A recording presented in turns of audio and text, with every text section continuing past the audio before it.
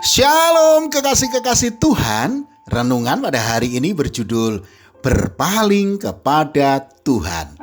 Sebelum kita mendengarkan renungan pada saat ini, marilah kita mengawalinya dengan berdoa. Bapa, di dalam nama Tuhan Yesus Kristus ya Roh Kudus, mohon ampun setiap dosa dan pelanggaran kami ya Tuhan. Terangilah langkah kami dengan kebenaran firman-Mu. Di dalam nama Tuhan Yesus Kristus.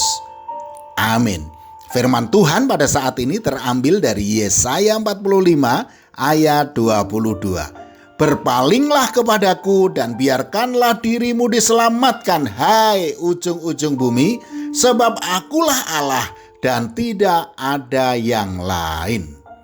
Kekasih-kekasih Tuhan, mungkin pada saat ini kita sedang mengalami masa-masa yang sangat sulit. Rasanya begitu berat dan menekan hidup kita. Seakan kita sudah tidak kuat lagi untuk menjalaninya. Masalah yang kita hadapi begitu menyita waktu kita, sehingga untuk datang menghadap Tuhan saja rasanya sudah tidak ada waktu lagi. Kadangkala kita juga berseru kepada Tuhan, Tuhan, mengapa rasanya hidupku ini tak pernah putus dengan masalah? Satu masalah selesai, masalah baru datang dengan perkaranya yang lebih berat. Kaki ini sepertinya terikat oleh rantai dengan beban yang begitu berat. Ketika kita bergumul, kita hampir tak bisa lagi menangis, saudaraku. Air mata kita seakan-akan sudah habis. Beban-beban itu membuat kepala kita sakit. Kita sadar bahwa kita hanyalah manusia dengan batas kemampuan tertentu.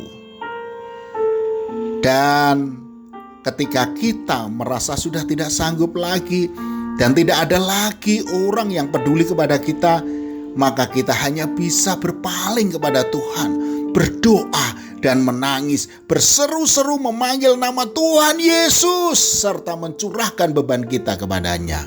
Tuhan, perkara ini tidaklah mudah bagi kami dan sungguh berat. Aku sudah tidak sanggup lagi. Aku menyerah. Aku mengangkat tangan dan tolonglah aku. Ketika kita berpaling kepada Tuhan dan memanggil nama Tuhan Yesus Kristus, maka Dia mendengar, saudaraku. Di saat seperti itulah Dia akan mengulurkan tangannya, memegang tangan kita yang terangkat menyerah kepadanya. Bahkan Dia juga sangat paham dan mengerti akan bahasa air mata kita. Dia tidak pernah tinggal diam untuk tidak memberi pertolongan kepada kita. Yesaya 59 ayat 1 mengatakan, sesungguhnya tangan Tuhan tidak kurang panjang untuk menyelamatkan dan pendengarannya tidak kurang tajam untuk mendengar. Saudaraku, kadangkala Tuhan mengizinkan kita mengalami masalah dengan maksud supaya kita berpaling kepadanya. Mungkin selama ini waktu kita lebih banyak tersita di luar sana untuk kepentingan diri kita sendiri, sehingga kita lupa untuk mengadakan waktu buat Tuhan. Ketika kita mau mengadakan waktu khusus buat Tuhan dengan berdoa setiap hari, setia membaca dan merenungkan kebenaran firman-Nya serta melakukannya, percayalah saudaraku, mujizat Tuhan pasti terjadi dalam hidup kita. Mujizat itu bukanlah hanya sekedar cerita, bukan hanya sekedar kesaksian. Mujizat itu nyata dan masih ada hingga saat ini, di mana tangan Tuhan benar-benar bekerja untuk memulihkan kehidupan kita. Amin. Mari kita berdoa. Bapa, di dalam nama Tuhan Yesus Kristus ya Roh Kudus, kami percaya kuasa-Mu itu jauh melebihi masalah-masalah kami.